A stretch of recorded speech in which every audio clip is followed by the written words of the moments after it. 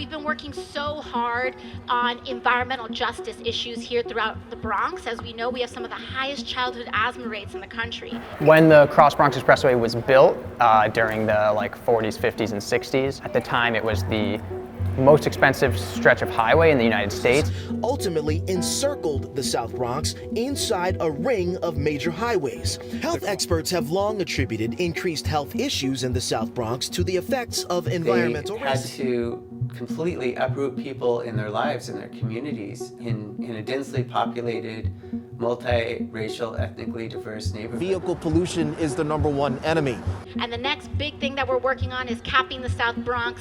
Now there's a proposal to cap the Cross-Bronx, creating open space and capping would just really concentrate on the below-grade portions. It allows us an opportunity to reconnect neighborhoods. It provides this direct access from one side to the other, which has been, non-existent since the creation of the Cross-Bronx. We're going to build so much green space. That's going to take a long time, but we're starting that right now.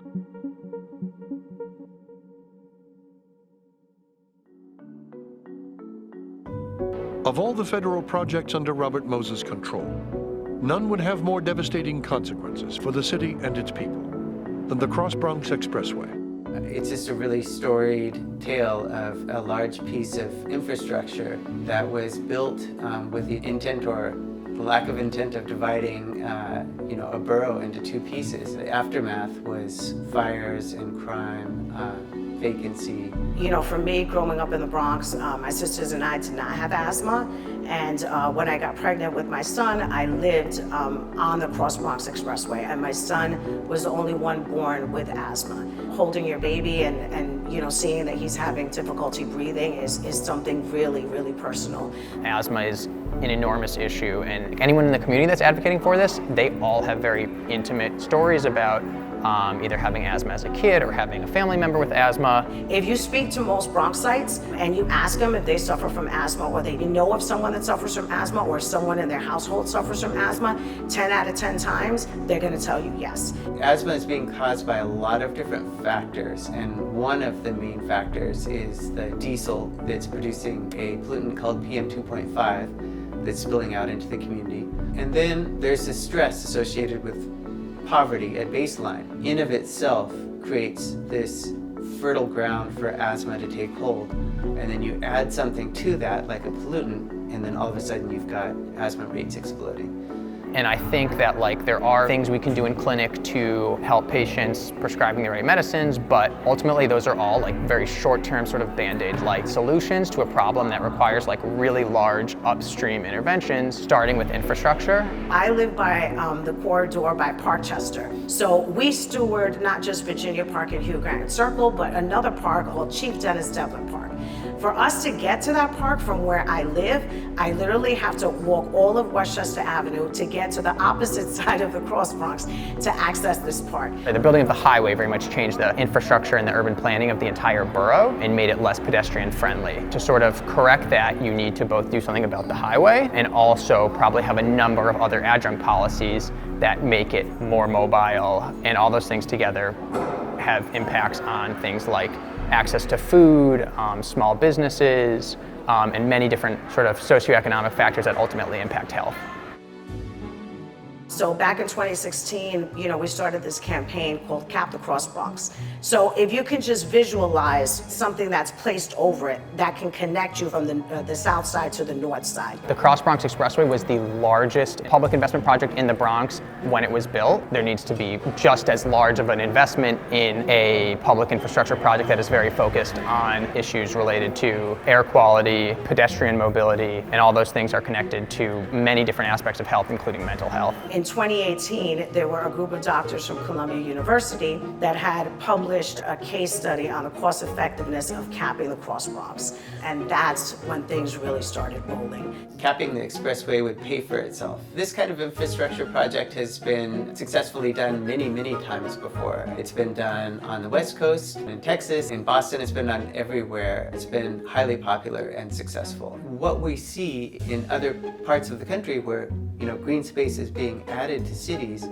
is that tension sort of drops in the community, crime rates fall, And as a result, there's less stress, and that has run-on beneficial effects for health as well.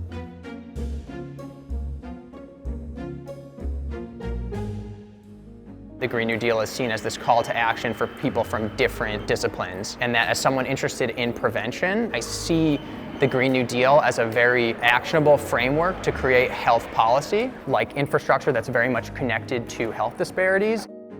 We are really dedicated to teaching our students about their community. A couple of years ago, we had students who did 2-scale architectural designs as tied into our math units, reimagining places in the Bronx. And that included students imagining capping the Cross-Bronx Expressway before that was a hot topic. We know that here at school, we can learn about important things that are happening in the outside world, and we also learn about solutions. How can we make it better? How can we make a change? So I feel like that's why it was so important that we learn about all of this, and not only learn, but we also took action. And I feel like climate change is one of the most relevant things, if not the most relevant thing our students are facing right now. Kids became activists throughout this entire process. Making these things a reality really takes collaboration. I'm clearly not an engineer, an architect, or a doctor, but having that kind of expertise on your team and banding together is really what can make these things a reality.